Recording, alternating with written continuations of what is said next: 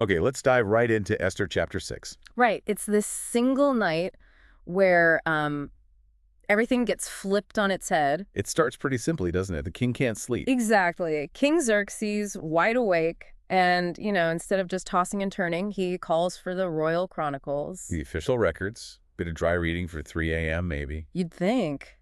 But they stumble upon something crucial, a specific entry. Ah, about the assassination plot. Yes, precisely. The one involving Bigthana and Teresh, those two officers. Your guards, weren't they? Planned to harm the king. That's the record. And it names the person who exposed it all, Mordecai. Mordecai. So king hears this, maybe years after the fact, and asks. He asks his attendants, basically. So, what did we ever do for Mordecai? What honor, what recognition did he get for this? An answer. Well, nothing. Just silence. They tell him nothing has been done for him. Wow. Saved the king's life and got zero recognition Wow. until this random sleepless night. Incredible timing, and it gets even wilder. Because just as the king is probably thinking, okay, need to fix this, who shows up? Haman.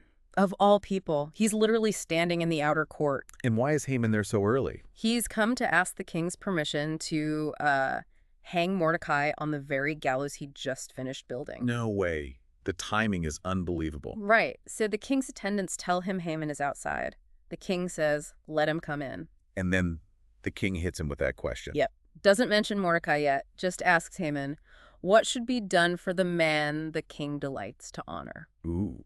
And Haman's ego just flares up, right? Instantly. He thinks, who else could the king possibly want to honor this much besides me? So he lays it on thick. What does he suggest? Oh, the works.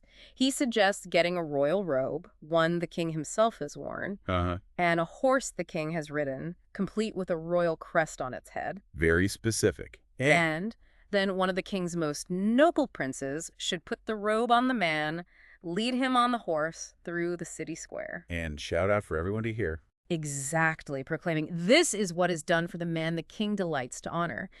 He's basically planned his own dream parade. He's painted this whole elaborate picture. A very grand picture. And the king listens to all this and then says, Go on. he tells Haman, hurry, get the robe and the horse, just as you suggested, and do it all for Mordecai the Jew, who sits at the king's gate. Don't leave out anything you suggested. Oh, the absolute shock Haman must have felt. Do that for Mordecai. Can you imagine?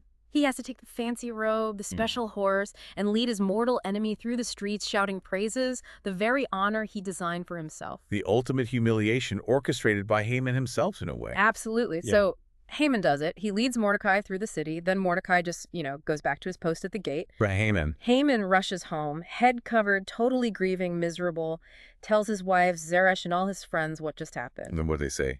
His wise advisors and his wife? They give him this chilling forecast. They say, look, since Mordecai, this guy before whom you've started to fall, is Jewish, you're not going to win against him. You will surely come to ruin. Wow.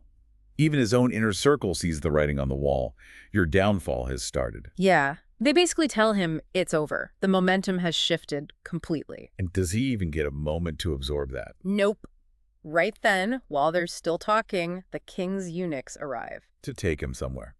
Time's up. They hurry him off to the second banquet that Queen Esther's hosting. The banquet where everything else unravels for him. That's the one.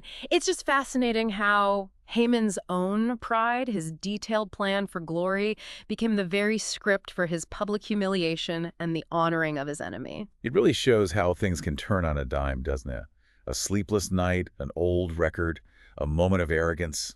And suddenly the whole game changes. Power shifts in the most unexpected ways. It really makes you think, how often do things seem completely stuck, maybe even desperate? And then something totally unforeseen, maybe even triggered by an opponent's mistake, just changes everything. It's a reminder, perhaps, that recognition or a turnaround can come when you least expect it, sometimes right when things look darkest. Keep an eye out for those unexpected shifts.